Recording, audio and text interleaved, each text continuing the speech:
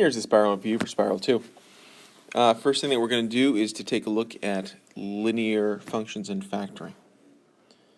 Okay, we've got to write an equation for line z that passes through a couple of points, h comma k and 1 comma 2.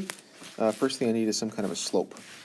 So I'm going to do that first. So we got slope is equal to, I'm going to write this as k minus 2 over h minus 1, just so I don't have negative variables. That seems kind of gross. And then using point slope form, so y is equal to y1 plus the slope, x minus x1, and I'm probably going to use the numbers so that I don't have to deal with h's and k's going on for that.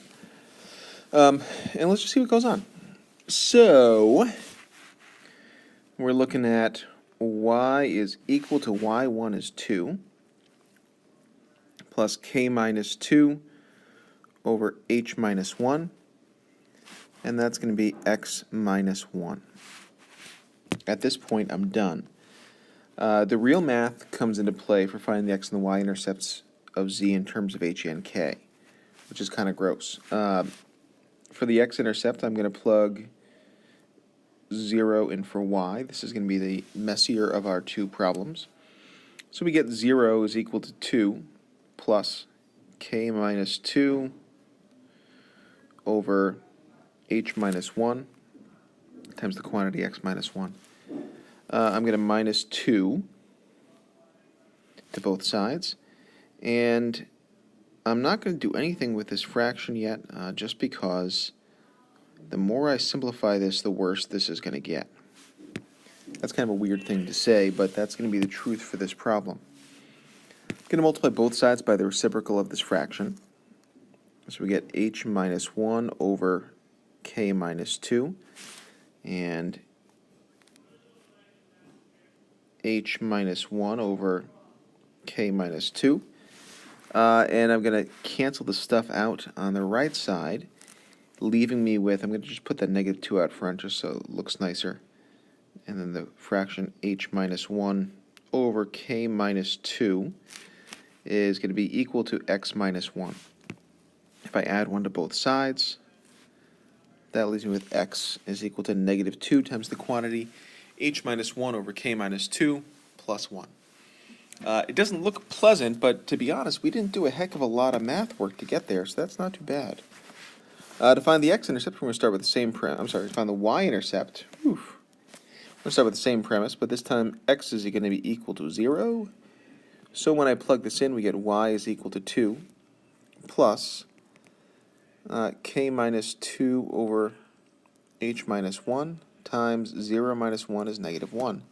And to be honest, we're done. There's nothing else to do here. I could simplify this stuff a little bit, but it's not going to make this much nicer than it already is, which is not nice at all. So this is about as far as I can take that. For number 2, in order to solve this by factoring, I've got to bring everything onto the same side. And when I do that, we get 9x squared. Minus 11x's cancel out, and minus 49 is equal to 0. Since 9 is a perfect square and 49 is a perfect square, this is a difference of two squares problem of 3x plus 7 times 3x minus 7, and that's equal to 0. That gives me two answers. 3x plus 7 is equal to 0, which means that x is equal to negative 7 over 3. And 3x minus 7 is equal to 0, which means that x is 7 over 3. For the second one of these problems, we're doing the same thing. We've got to combine everything onto one side and see what we get. 11x squared minus 2x squared is going to be 9x squared. I like keeping the x squared part positive. If you want, you can bring that to the other side, and that's okay too. 2x minus 5x would be minus 3x.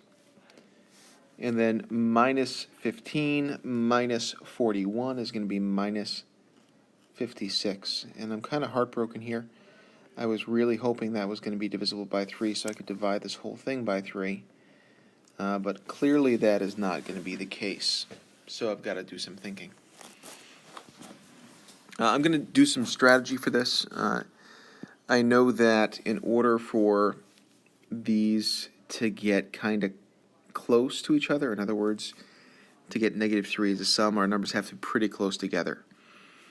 So one thing I might think about is breaking 9 up into as equal pieces as possible. Okay, so that would be like 3 and 3.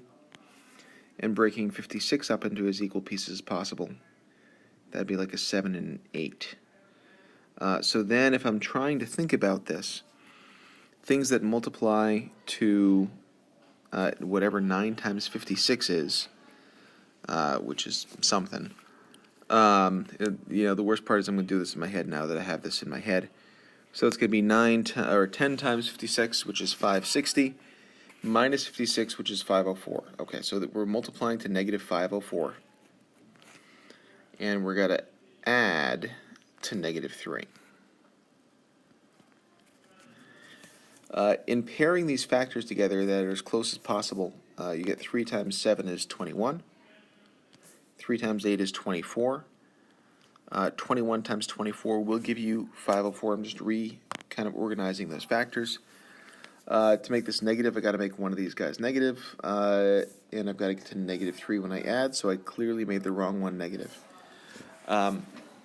Using that type of thinking, pretty quickly you can figure out even gross factors sometimes. So when I then plug these things in, we get 9x squared plus 21x minus 24x minus 56 is equal to 0.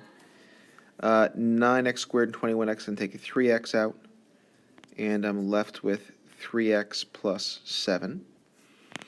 And then we've got negative 24x and negative 56. I'm taking minus 8 out, and I'm left with 3x plus 7. That leaves me with 3x minus 8 and 3x plus 7.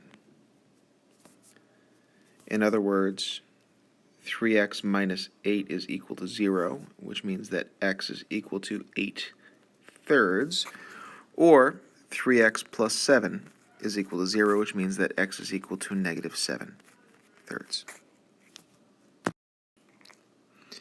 Next up, we've got piecewise functions, domain, and range.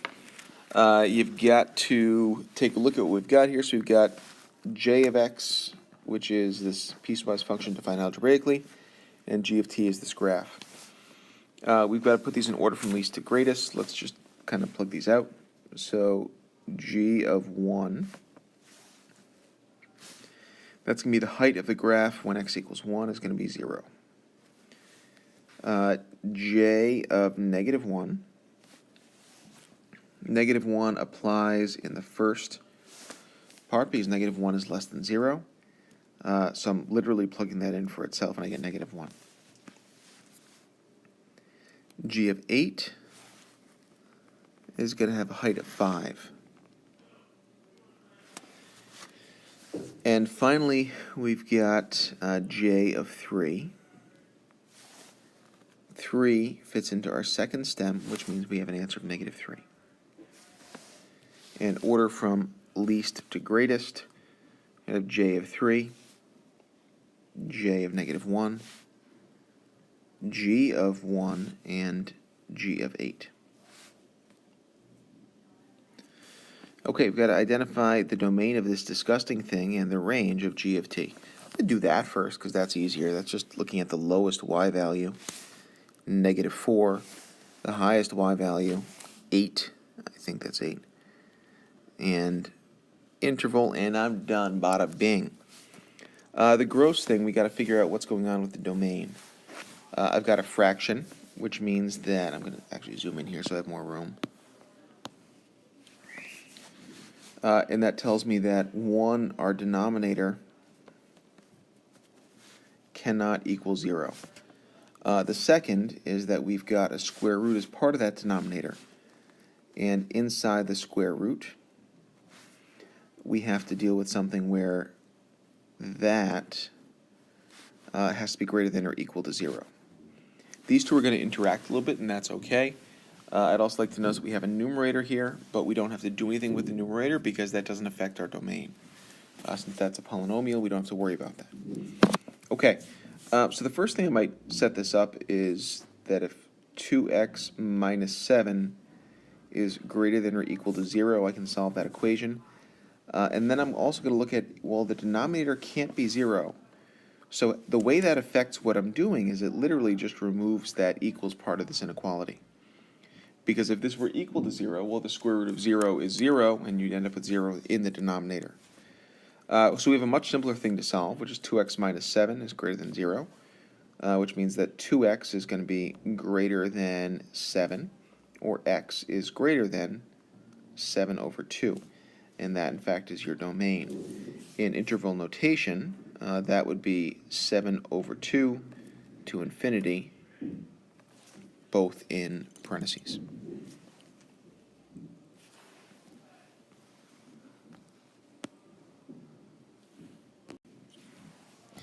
Next up, we've got logs and exponentials. We've got to do some condensing and expanding to start things off. First thing I'm going to try to do for this guy where I'm condensing is to bring any numbers out front up as powers. So this becomes log base 2 of x to the third minus log base 2 of y squared plus log base 2 of z to the 1/2. If you want to write that as a square root, you can. The next thing we do is to apply my plus and minus rules. I have a general rule of thumb that things that are positive end up on the top of the inside, and we end up with a single log expression of some kind of a fraction. In this case, it's going to be x to the third, z to the 1/2 up top, and the bottom is comprised of the stuff that's being subtracted, so y squared. At this point, you're done. If you want to recognize that z to the 1/2 is the same as the square root of z, you're welcome to do so. For our second one, we're doing the same exact thing, but this time we've got a natural log, which only changes the way that we write this. So I'm going to do ln of x squared. I like writing my ln's in cursive so they don't look like 1n. So ln of x squared plus ln of y to the 6th minus ln of w to the 1/3, which hopefully we know is just a cube root. We can do the same thing. Single ln, build my fraction. Stuff that's positive is on top. We got x squared y to the 6th. Stuff that's negative goes on the bottom. W to the 1/3, or you can write that as the cube root of w. And moving ever onward, we've got to solve some equations. We've got to provide both the exact and approximate answers. So you got to make use of your calculator in order to do this, but only at the end. First thing we've got to do is take a look at what we've got here. So in setting this up, first thing we do is get the exponential part by itself. That's a good rule of thumb. We're going to minus 7 to both sides. We end up with 2 times the quantity 3 to the x minus 2 is equal to 4. We can divide both sides by 2, and we get 3 to the x minus 2 is equal to 2. And now I'm going to convert this to log in order to solve this. We use log base 3. Log base 3 of 2 is equal to x minus 2. Finally, finishing up by solving for x, I'm going to add 2 to both sides. And we get log base 3 of 2 plus 2 is equal to x. To get a decimal approximation, I'm just going to plug this in the calculator using log base. And when we do that, we get log base 3 of 2 and then plus 2. And when we do that, we get 2.6309 is equal to x. I'd like you to round this to 3 decimal places. I'm okay with either rounding or truncating. Rounding would be rounding up based on that being a 9, so you get 2.631. Truncating is just chopping this off there, 2.630. For the next one, we've got 3 times ln of x minus 3 is equal to 2. First thing we do is divide both sides by 3. And we end up with ln of x minus 3 is equal to 2/3.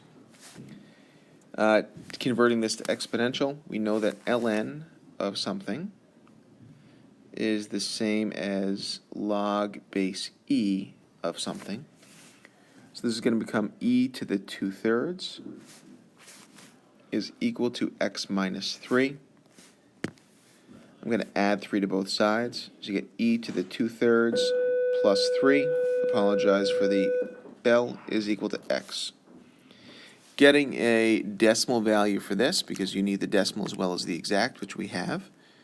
Typing e to the 2/3 and then plus 3, and I get 4.9477, which you can either round or truncate to 4.948 or 4.947. Last of these ones, we got 2e to the x plus 1 is equal to 6. Minus 1 to both sides. We get 2e to the x is equal to 5. I'm going to divide by 2. E to the x is equal to 5 halves. To convert this to log form, I'm going to write this as ln. So the natural log of 5 over 2 is equal to x. And when we do that, we can then use a calculator to get the decimal value. We end up with 0.916, which truncates and rounds to 0.916.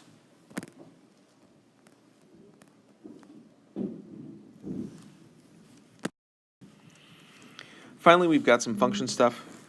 We've got functions written in graphs, tables, and equations, and we got to figure out what's going on here. Okay, f of 3 and then squared means I'm going to plug 3 into this equation because that's f.